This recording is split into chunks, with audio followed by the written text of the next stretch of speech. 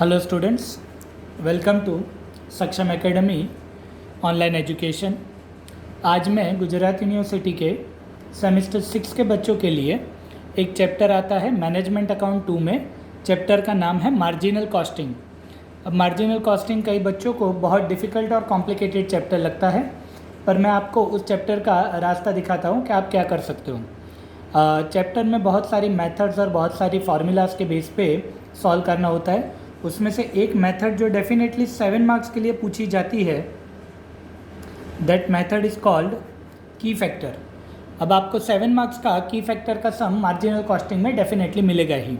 ठीक है, तो आपको मार्जिनल कॉस्टिंग में किस तरह से नॉर्मली पेपर में पूछा जाता है, आपको 3 या 4 सम पूछे जाएंगे, या तो 2 सम और एक थियरी पूछी जाएगी। आपको उसमें से 2 ही अटेंड करना रहेगा, 7 मार्क्स ईच। सो 7 मार्क्स 7 मार्क्स। अगर आप थियरी भी अटेम्प्ट करते हो तो भी आपको एक सम तो कंपलसरी अटेम्प्ट करना ही पड़ेगा। तो उस सम में आप मार्जिनल कॉस्टिंग के की फैक्टर के सम अटेम्प्ट कर सकते हो। मैं की फैक्टर के थोड़े बहुत कंसेप्ट समझाना ट्राई कर रहा हूँ कि भाई की फैक्टर का मतलब क्या निकलता है। फिर उसके रिलेटेड 2 सम भी कराऊँगा। सम में बहुत लिमिटेड स्टेप्स है और एज सच कोई फार्मूला नहीं है ऐसी, पर की फैक्टर का आप कंसेप्ट समझ लीजिए। की फैक्टर किसे कहते हैं? की फैक्टर का दूसरा नाम है लिमिटिंग फैक्टर भी कहा जाता है। अब क्या मतलब निकलता है की फैक्टर लिमिटिंग फैक्टर का? मान लीजिए आप कोई भी चीज़ प्रोड्यूस कर रहे हो और एक से ज़्यादा टाइप की आइटम्स प्रोड्यूस कर रहे हो। जैसे मान लीजिए ए और बी प्रोड्यूस कर रहे हो, ठीक है। ए और बी में मान लीजिए एक ही लेबर लगता है। आपके पास एक कारीगर है, एक लेबर है, एक बंदा है जो आप ए को मान लीजिए टेबल बनाता है, ऐसा कारपेंटर का बिजनेस है आपका, और बी का मतलब मान लीजिए चेयर बनाता है। तो वही लेबर आपका टेबल भी बना रहा है, वही लेबर आपका चेयर भी बना रहा है। अब वो क्या बोलता है, मैं हर रोज़ 8 घंटे आऊँगा, ठीक है, I will work for 8 hours and will prepare table and chair. अब आपके 8 घंटे काफ़ी है, उसके उतने टाइम पीरियड में वो टेबल और चेयर इतना बना के आपको दे देता है जितना मार्केट में डिमांड है, ठीक है। तो अगर बंदा 8 घंटे आ रहा है तो 8 घंटे आपके लिए इनफ है, क्योंकि आपकी जो टेबल चेयर की डिमांड है वो 8 घंटे में सेटिस्फाई वो कर पा रहा है। पर मान लीजिए उसको किसी दिन शादी में जाना है और मैं ऐसा बोल रहा है कि भाई मैं छुट्टी तो नहीं लगाऊंगा, आऊँगा सही, पर 8 घंटे नहीं आ पाऊँगा, मान लो मैं सिर्फ 6 घंटे ही आ पाऊँगा। अब आपको भी पता है कि 6 घंटे इनफ नहीं है, ठीक है, आपको हर रोज़ के 8 घंटे चाहिए। अब बंदा बोल रहा है मैं आऊँगा ही 6 घंटे के लिए, आप मुझे 6 घंटे में टेबल बोलोगे तो टेबल बना दूंगा, चेयर बोलोगे तो चेयर बना दूंगा, आधी टेबल आधी चेयर बोलोगे तो आधी टेबल आधी चेयर बना दूंगा, ठीक है। तो अब आपको मैन्युफैक्चरर के हिसाब से डिसाइड करना है कि आपके लिए कौन सी प्रोडक्ट ज़्यादा प्रॉफिटेबल है। टेबल ज़्यादा प्रॉफिटेबल है या चेयर ज़्यादा प्रॉफिटेबल है? वैसे प्रॉफिटेबल मान लीजिए दोनों है। मान लीजिए इसमें 50 रुपये एक टेबल में फ़ायदा हो रहा है और चेयर में मान लीजिए 60 रुपये का फ़ायदा हो रहा है। तो फ़ायदा तो दोनों में हो रहा है। टेबल या तो चेयर आप जो भी बेचोगे वो प्रॉफिटेबल तो है। टेबल में 50 रुपये, चेयर में 60 रुपये, ठीक है। पर आपको क्या ध्यान में रख के प्रॉफिट ढूंढना है? आवर्स ढूंढ के, आवर्स को ध्यान में रख के प्रॉफिट ढूंढना है। अब मान लीजिए एक टेबल बनाने में मान लीजिए 4 घंटे जाते हैं, एक टेबल बनाने में मान लीजिए 4 घंटे जाते हैं, मतलब हर एक घंटे का प्रॉफिट मुझे मिलेगा 12.5 रुपये। और मान लीजिए एक चेयर बनाने के लिए जाते हैं 3 घंटे, एक चेयर बनाने में जाते हैं लेबर को 3 घंटे, तो मुझे 20 रुपये का फ़ायदा मिलेगा पर आवर। तो फ़ायदा वापस से दोनों में हो रहा है। 12.5 रुपये मुझे पर आवर प्रॉफिट हो रहा है टेबल में, और 20 रुपये मेरा प्रॉफिट हो रहा है पर आवर चेयर में। मतलब अगर लेबर 1 घंटा चेयर में काम करता है तो मुझे 20 रुपये मिल रहे हैं, और 1 घंटा टेबल में काम कर रहा है तो मुझे 12.5 रुपये मिल रहे हैं। तो अगर मुझे आवर्स ध्यान में रखना है, आवर्स, तो आवर्स के हिसाब से प्रॉफिट मुझे किस में ज़्यादा मिल रहा है? चेयर में ज़्यादा मिल रहा है, क्योंकि 20 रुपये 1 घंटे का प्रॉफिट है। समझ में आया? तो आपको डिसीजन सिर्फ 50 रुपये और 60 रुपये देख के नहीं लेना है। आपको क्या देखना है कि 1 घंटे के हिसाब से मुझे किस में प्रॉफिट ज़्यादा मिल रहा है। चलो यही एग्जाम्पल लेके चल रहे हैं, टेबल और चेयर का ही।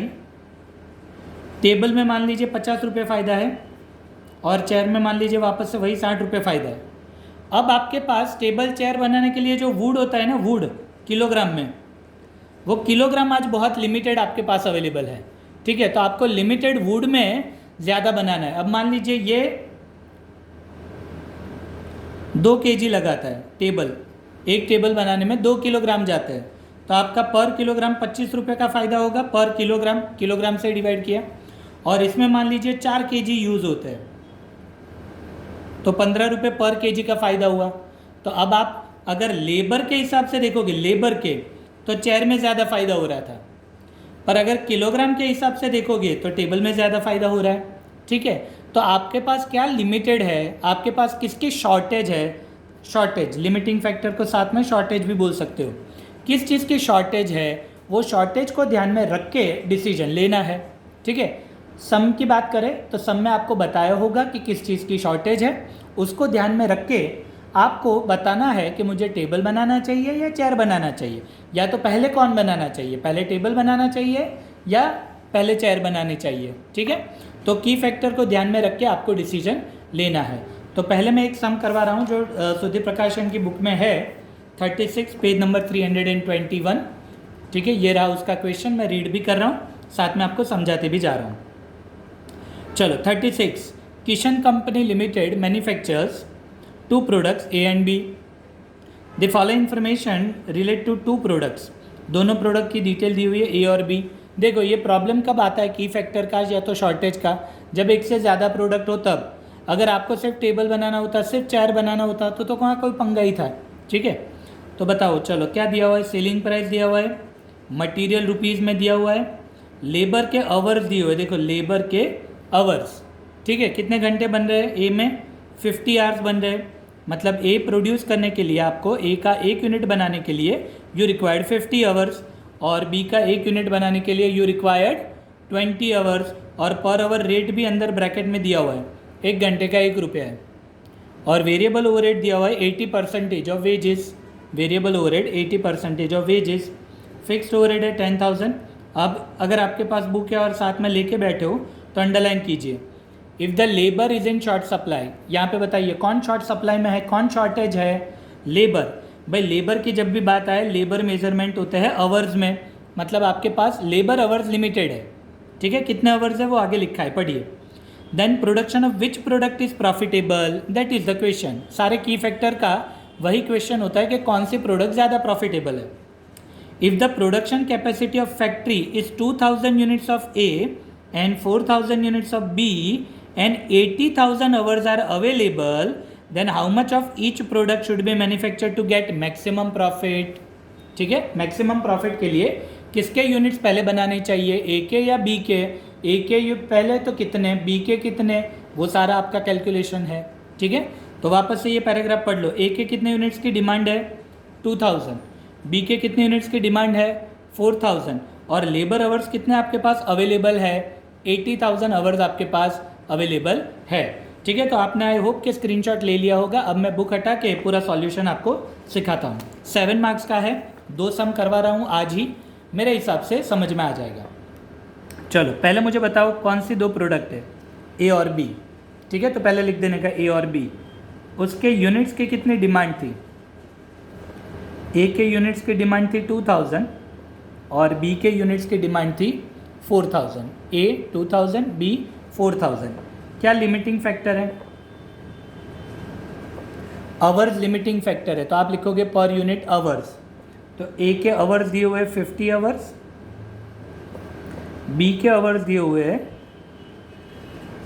20 आवर्स, ए के 50 आवर्स, बी के 20 आवर्स। ठीक है, बेसिक डिटेल मैंने लिख दिया।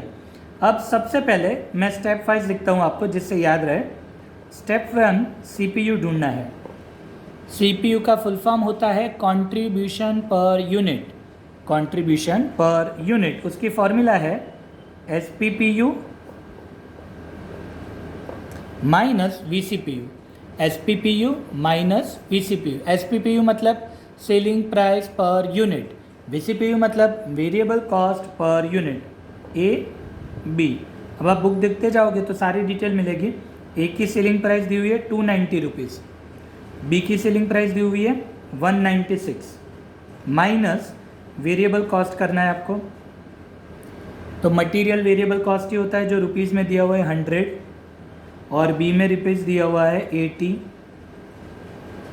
ठीक है, फिर बी लेबर भी वेरिएबल ही होता है, अब लेबर देखो रुपीज़ में डायरेक्टली नहीं दिया हुआ है, जैसे ए का पढ़ो तो ए के आवर्स है 50 और ब्रैकेट में लिखा है पर आवर 1 रुपी, तो 50 आवर्स और 1 घंटे का 1 रुपये, तो 50 इंटू 1, अगर 2 रुपये होता तो 50 इंटू 2। वैसे ही बी में 20 आवर्स है, पर आवर रेट तो 1 ही है, प्लस वेरिएबल ओवरहेड के बारे में लिखा है 80% ऑफ वेजेस, तो ये रहे वेजेस 50 इंटू 1, 50 रुपीज़ हुआ, तो 50 के 80% 40, यहाँ पे 20 इंटू 1 20 रुपीज़ हुआ, उसके 80% 16। तो जो आंसर आएगा वो आपका पर यूनिट आंसर आ जाएगा। तो ए का आंसर आ रहा है 100 पर यूनिट और बी का आंसर आ रहा है 80 पर यूनिट। 100 पर यूनिट और 80 पर यूनिट। 290 में से ये तीनों वैल्यू माइनस की, 196 में से ये तीनों वैल्यू माइनस की। अब स्टेप 2 आपको ढूंढना है CPU, वापस से CPU पर की फैक्टर। क्या नाम है इसका? CPU पर की फैक्टर। की फैक्टर कौन है यहाँ पे? किलोग्राम है या आवर्स है? तो यहाँ पे आवर्स है, लिमिटिंग फैक्टर आवर्स है, तो CPU पर आवर। अगर किलोग्राम होता तो मैं क्या बोलता? CPU पर किलोग्राम। अगर मीटर होता तो मैं क्या बोलता?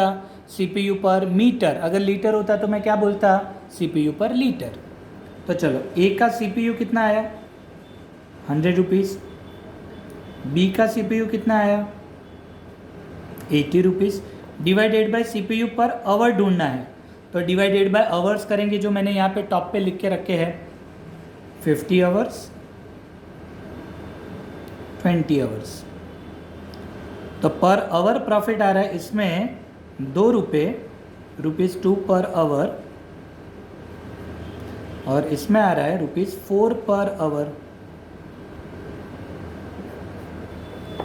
तो चलो इससे आपको डिसीजन लेना है कि आपको किस में ज़्यादा फ़ायदा हो रहा है। फ़ायदा दोनों में हो रहा है, ए में 100 रुपये का हो रहा है, बी में 80 रुपीज़ का हो रहा है, पर आवर फ़ायदा किस में ज़्यादा है? तो पर आवर ए का आया 2 रुपये, बी का आया 4 रुपये। तो अगर आवर के बेसिस पे डिसीजन लिया जाए तो बी आपका नंबर 1 प्रोडक्ट है। अगर आवर के बेस पे देखा जाए तो बी आपका नंबर 1 प्रोडक्ट है और ए आपका नंबर 2 प्रोडक्ट है। इसका मतलब ये निकलता है कि अगर आपके पास आवर्स लिमिटेड है, जो इस सब में लिमिटेड ही है, तो आपको पहले कौन सी प्रोडक्ट बनानी चाहिए? पहले प्रोडक्ट बी बनानी चाहिए और फिर आवर्स बचे तो ए बनानी चाहिए। तो वो मैं सिखाता हूँ कि अब कौन सी प्रोडक्ट कितनी बनेगी। स्टेप 3 को आप ऑप्टिमम प्रोडक्शन बोल सकते हो। ऑप्टिमम मतलब ऐसी पोजीशन जिसमें कंपनी को सबसे ज़्यादा फ़ायदा हो। तो चलो बताइए, यहाँ पे अवेलेबल आवर्स कितने हैं? पैराग्राफ आपने पढ़ा था, अवेलेबल आवर्स थे 80,000। आपको ए बनाना है तो ए प्रिपेयर कीजिए, बी प्रिपेयर करना है तो बी कीजिए, पर कितने आवर्स में प्रिपेयर करना है? 80,000 आवर्स में ही प्रिपेयर करना है। तो आप डिसीजन ले चुके हो। आपकी प्रोडक्ट नंबर 1 कौन है पर आवर के बेसिस पे? बी। तो पहले बी के जितने भी यूनिट्स पॉसिबल थे, मैंने टॉप पे लिखे, देखो मैं पेन का सर्कल कर रहा हूँ, बी के जितने भी यूनिट्स पॉसिबल थे पहले वो प्रिपेयर कर लीजिए। तो सबसे पहले मैं बनाऊँगा प्रोडक्ट बी। कितने? पूरी की पूरी डिमांड 4,000 इंटू 20, क्योंकि हर एक यूनिट बनाने के लिए 20 घंटे जा रहा है, तो 4,000 इंटू 20, तो 80,000 आवर्स बी के लिए यूज़ हो गए। और मेरे पास अवेलेबल आवर्स भी कितने हैं? 80,000। तो कुछ बचा ए के लिए, तो for A nil hours remain, एक भी घंटा नहीं बच रहा है। तो मतलब आप प्रोडक्ट ए बना ही नहीं पाओगे। तो आपका आंसर आएगा ए का प्रोडक्शन 0 यूनिट और बी का प्रोडक्शन, नंबर 1 प्रोडक्ट थी 4,000 यूनिट्स। इसको बॉक्स कर दीजिए। पेपर सेटर को बस ये दिखना चाहिए कि भाई बच्चे का ए का 0 यूनिट्स आ रहा है और बी के 4,000 यूनिट्स आ रहे हैं। बहुत सिंपल है, वापस से रिपीट करवा देता हूँ। पहले बेसिक डिटेल ऊपर लिख दीजिए, ठीक है। अब मैं नेक्स्ट सम ऐसा करवा रहा हूँ, यहाँ पे आवर्स लिमिटेड थे, नेक्स्ट सम में किलोग्राम लिमिटेड है। टीवाई लेवल पे या तो आवर्स लिमिटेड के सम आते हैं या तो किलोग्राम लिमिटेड के सम आते हैं, ठीक है। बेसिक डिटेल ऊपर लिख दो, फिर CPU ढूंढ लो। सेलिंग प्राइस क्वेश्चन में दी होती है, सारे वेरिएबल एक्सपेंसेस क्वेश्चन में दिए होते हैं। CPU के बेस पे डिसीजन नहीं लेना है, डिसीजन लेना है आपको CPU पर की फैक्टर। यहाँ पे की फैक्टर कौन था, आवर्स थे, तो जो CPU आया उसको आवर्स से डिवाइड कर दिया। तो आवर्स से जैसे ही मैंने डिवाइड किया मुझे अपनी प्रोडक्ट नंबर 1 और प्रोडक्ट नंबर 2 मिल गई। जिसमें ज़्यादा फ़ायदा हुआ वो मेरी प्रोडक्ट नंबर 1, जिसमें कम फ़ायदा हुआ वो मेरी प्रोडक्ट नंबर 2। अब मुझे ऑप्टिमम प्रोडक्शन ढूंढ लेना है। तो अवेलेबल आवर्स थे इस सब में 80,000। मेरा डिसीजन बन चुका था, मुझे पहले प्रोडक्ट बी बनानी थी। प्रोडक्ट बी मैंने 4,000 यूनिट्स प्रिपेयर किए at the rate of 20 hours. तो पूरे के पूरे 80,000 आवर्स प्रोडक्ट बी में ही चल गए, तो ए के लिए कुछ भी बचा नहीं, इसीलिए ए का आंसर 0 यूनिट, ए का आंसर 0 यूनिट और बी के 4,000 यूनिट्स। मैं बच्चों दूसरा सम करवाता हूँ इसी मेथड का, 7 मार्क का है, तो आपको मेरे हिसाब से पूरा कंसेप्ट पता चल जाएगा, फिर आप बुक में से कोई भी सम इस मेथड का कर पाओगे। दूसरा सम मैं जो करवा रहा हूँ, देखो उसी पेज पे सम नंबर 35 दिखेगा आपको एग्जैक्ट उसके ऊपर, पर ये दोनों आइडेंटिकल सम है। ये देखो GU 2016 में पूछा गया है और ये नॉर्थ गुजरात 2016 में पूछा गया है, आइडेंटिकल सम है। तो अगर 36 समझ में आया है तो यू कैन प्रैक्टिस 35, और मैं थोड़ा बहुत ट्विस्ट वाला 33 करवा रहा हूँ, इससे ज़्यादा आगे मेथड में और चैप्टर में कुछ नहीं आता है। चलो ये वाला सम करवा रहा हूँ 33C, पेज नंबर 319। स्क्रीनशॉट ले लीजिएगा अगर आपके पास बुक नहीं है तो। हाँ, मैं स्क्रीनशॉट से याद आया, मैं आगे के लिए सॉल्यूशन का भी ये रहा स्क्रीनशॉट, अगर आपको लेना है तो ये ले लीजिए स्क्रीनशॉट 36 का। अब प्रॉपर आएगा, अब ले लीजिए, ठीक है। तो अब 33C करवा रहा हूँ। तो देखो उसमें भी 2 प्रोडक्ट है, ए और बी, सेलिंग प्राइस दी हुई है, मटेरियल भी रुपीज़ में दिया हो, देखो ये रहा बॉक्स में लिखा है रुपीज़, मतलब ये सारा डेटा रुपीज़ में है। तो मटेरियल भी रुपीज़ में दिया हुआ है, लेबर भी रुपीज़ में दिया हुआ है और वेरिएबल ओवरहेड भी रुपीज़ में दिया हुआ है। पर आप ध्यान से पढ़ो, मटेरियल 400 है, 400 रुपीज़ एक यूनिट बनाने के लिए, यहाँ पे लिखा है पर यूनिट। एक यूनिट बनाने के लिए 400 रुपये का मटेरियल जा रहा है और 1 किलोग्राम का रेट ब्रैकेट में दिया हुआ है 80 रुपीज़। मैंने पेन रखी है, आपको दिखाई देगा। तो अगर आपको कोई पूछे कि किलोग्राम कितने यूज़ हुए, किलोग्राम कितने यूज़ हुए, तो आप ऐसा बोल सकते हो, मैं लिख के भी अभी बताऊंगा, 400 डिवाइडेड बाई 80। तो किलोग्राम यूज़ होते हैं 5 kg। वापस से समझा देता हूँ कैसे। पर यूनिट थे 400, 1 किलोग्राम के 80 रुपीज़, तो किलोग्राम कितने यूज़ हुए, तो 400 डिवाइडेड बाई 80, 5 किलोग्राम। मैं नोटबुक में भी लिखूंगा, अभी सिर्फ ओरली समझ लो। और वैसे ही अगर मुझे बी का समझना है तो 800 डिवाइडेड बाई 80, तो 10 किलोग्राम। ए में 400 divided by 80 5 kilogram, 800 divided by 80 10 kilogram. कोई पूछेगा सर आपने क्यों किलोग्राम ढूंढे, तो आप पैराग्राफ पढ़ो, वो मैंने पढ़ लिया था। फिक्स कॉस्ट आर 3 लाख, और अंडरलाइन कीजिए अगर आपके पास बुक है तो, raw material is the key factor. जैसे लास्ट सम में आवर्स लिमिटेड थे, यहाँ पे रॉ मटेरियल लिमिटिंग फैक्टर है। और बच्चों इसीलिए मैंने 5 kg और 10 kg आपको एक्सप्लेन किया, मैं वापस से लिख भी रहा हूँ। 70,000 kg raw material is available. जैसे लास्ट सम में 80,000 आवर्स अवेलेबल थे, वैसे यहाँ पे 70,000 किलोग्राम अवेलेबल है। मैक्सिमम प्रोडक्शन कैपेसिटी ए के 8,000 यूनिट्स, बी के 5,000 units. To earn maximum profit find optimum product mix, जिसको मैं ऑप्टिमम प्रोडक्शन बोलता हूँ, यहाँ पे लिखा है ऑप्टिमम प्रोडक्ट मिक्स। तो वापस से पहले बेसिक डेटा लिख देने का, 2 प्रोडक्ट है ए और बी, मैक्सिमम यूनिट्स थे उसके ए के 8,000 यूनिट्स थे और बी के 5,000 यूनिट्स थे। और यहाँ पे की फैक्टर कौन है आपका, किलोग्राम है। तो जैसे मैंने लास्ट सम में लिखा था आवर्स, वैसे यहाँ पे मैं लिखूंगा पर यूनिट किलोग्राम। पर याद है ना बच्चों, इस सम में किलोग्राम डायरेक्टली नहीं अवेलेबल थे, इस तरह थे 400 डिवाइडेड बाई 80, तो 5 kg, 800 डिवाइडेड बाई 80, तो 10 kg। तो 5 kg और 10 kg कुछ इस तरह से, ये एग्जाम में दिखाने की ज़रूरत नहीं है, ये आपके रेफरेंस के लिए। चलो अब स्टेप 1 क्या था, CPU formula SPPU minus VCPU। तो चलो ए की सेलिंग प्राइस थी 1200, बी की सेलिंग प्राइस थी 2300, minus variable cost.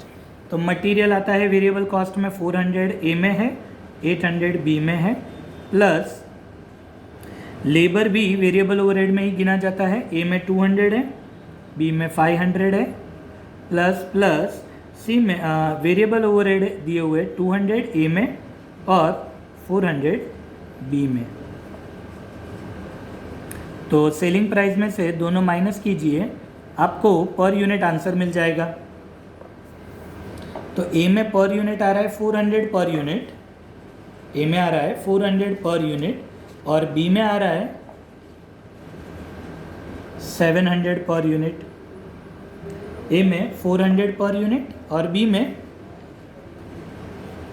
600 per unit आ रहा है। ठीक है, 400 और 600 पर। डिसीजन बच्चों मुझे इस बेसिस पे नहीं लेना है, डिसीजन मुझे लेना है CPU पर की फैक्टर। तो लास्ट सम में याद हो तो की फैक्टर आवर्स थे, तो मैंने लिखा था CPU पर आवर, यहाँ पे CPU पर kg आएगा। तो वापस से ए का CPU आया 400, बी का CPU आया 600, डिवाइडेड बाय यहाँ पे CPU पर kg ढूंढना है। तो kg मैंने ऊपर लिखे है 5 kg and 10 kg, 5 kg 10 kg। तो मुझे पर kg प्रॉफिट मिल जाएगा। इसमें आ रहा है 80 रुपीज़ पर kg, इसमें आ रहा है 60 पर kg। तो बताइए किलोग्राम के हिसाब से किस में ज़्यादा प्रॉफिट आ रहा है? ए में। तो ए हो गई आपकी प्रोडक्ट नंबर 1 और बी हो गई आपकी प्रोडक्ट नंबर 2। मतलब आपको पहले किसकी डिमांड सेटिस्फाई करनी चाहिए? ए की। ए की डिमांड ये रही, मैं पेन से सर्कल कर रहा हूँ, देखो ए की डिमांड थी 8000 यूनिट्स। मतलब आपको सबसे पहले प्रोडक्ट ए बनाना चाहिए और 8000 यूनिट्स मैन्युफैक्चर करने चाहिए, और फिर अगर किलोग्राम बचते हैं तो बी भी प्रिपेयर करना चाहिए। तो स्टेप 3 में आपको समझ में आ जाएगा। स्टेप 3 को हम क्या कहते हैं? Optimum production. चलो बताइए, अवेलेबल केजी कितने थे? अवेलेबल केजी थे 70,000। याद है ना, आपको पैराग्राफ में लिखा हुआ है कि कितने अवेलेबल किलोग्राम है। तो अवेलेबल केजी है 70,000। अब आप डिसीजन ले चुके हो, आपका प्रोडक्ट नंबर 1 कौन है? तो प्रोडक्ट नंबर 1 है ए। तो ए के पहले जितने भी यूनिट्स पॉसिबल है बना दीजिए। कितने यूनिट्स पॉसिबल है? 8000। हर एक के पीछे कितने किलोग्राम चले जाएंगे? 5 किलोग्राम। तो मैंने पहले बना दिया प्रोडक्ट ए, पूरे के पूरे 8000 यूनिट बना दिए। हर एक के पीछे मैंने 5 kg यूज़ कर लिए, तो 40,000 kg मेरे यूज़ हो गए। तो इसमें बच रहा है कितने किलोग्राम बच रहा है? 30,000 किलोग्राम बच रहा है। वो कौन सी प्रोडक्ट के लिए बच रहा है? प्रोडक्ट बी के लिए। तो देयरफॉर बीज प्रोडक्शन कितना होगा? 30,000 किलोग्राम बचे हैं, और बी के 1 यूनिट बनाने में, ये रहा टॉप पे, बी के 1 यूनिट बनाने में कितने किलोग्राम जा रहे हैं? 10 किलोग्राम। तो बी के यूनिट्स प्रिपेयर होंगे तो सही, पर कम होंगे, 3000। देखो डिमांड थी 5000, पर आप प्रिपेयर कितने कर पाओगे? सिर्फ 3000। कैसे आए? वापस से समझा देता हूँ। अवेलेबल केजी थे 70, आपकी प्रोडक्ट नंबर 1 थी ए। तो आपने ए के सारे units 8000 units by using 5 kilogram आपने प्रोडक्ट ए प्रिपेयर कर दिया। तो प्रोडक्ट ए में चले गए 8000 इंटू 5, 40,000 किलोग्राम। तो अब बचे कितने किलोग्राम? 30,000। उसमें से आप प्रोडक्ट बी बना पाओगे। तो प्रोडक्ट बी कितना बनाओगे? 30,000 किलोग्राम बचे। हर एक बी की प्रोडक्ट के लिए 10 किलोग्राम यूज़ हो रहा है। तो 30,000 किलोग्राम डिवाइडेड बाय 10 किलोग्राम, तो आप 3000 यूनिट्स बना पाओगे। तो फाइनली इस तरह से बॉक्स कर देने का। ए आपकी प्रोडक्ट नंबर 1 थी, तो उसके आप सारे यूनिट्स बनाओगे 8000 यूनिट्स, और बी के लिए किलोग्राम कम हो रहे थे तो उसके आप प्रिपेयर करोगे सिर्फ 3000 यूनिट्स। इस तरह से बॉक्स कर दीजिए। ठीक है, तो आई होप बच्चों ये समझ में आया होगा। की फैक्टर वाला कंसेप्ट है, ये स्क्रीनशॉट ले लीजिए। 2 सम मेरे हिसाब से इनफ है। फिर मैंने आपको सम नंबर 35 दिखाया, वो आप प्रैक्टिस कर पाओगे। अगर उसमें कोई डाउट निकलता है तो आप इसी वीडियो के कमेंट सेक्शन में आपका डाउट्स भी पूछ सकते हो। मेरे पास जो भी डाउट का सॉल्यूशन होगा मैं आपको सॉल्यूशन भी बताऊंगा। ठीक है, इसी चैप्टर के नेक्स्ट लेक्चर में एक और फार्मूला है पीवी रेशियो की, उसके भी सम्स डेफिनेटली 7 मार्क्स के लिए पूछे जाते हैं, तो वो मैं नेक्स्ट लेक्चर में 2-3 सम इसके प्रैक्टिस कराऊंगा। तो ये मेरा टॉपिक हुआ की फैक्टर वाला। ये अगर स्क्रीनशॉट लेना है 33C का तो ले लीजिए, ठीक है। और इस वीडियो को लाइक कीजिए, शेयर कीजिए, सब्सक्राइब कीजिए, और डाउट हो तो कमेंट सेक्शन में मुझे पूछ लीजिए। Up to the next video, take care.